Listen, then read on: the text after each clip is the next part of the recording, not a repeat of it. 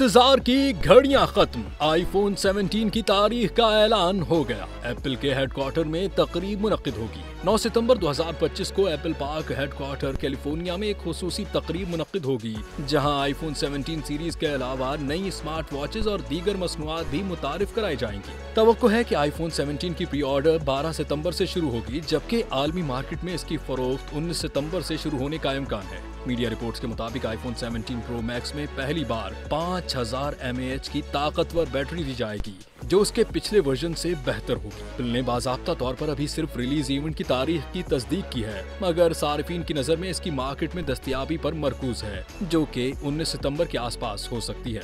IPhone 17 की ये release Apple की टेक्नोलॉजी में एक बड़ा कदम तस्वर की जा रही है और सारिफीन इसके लिए बेसब्री से इंतजार कर रहे हैं।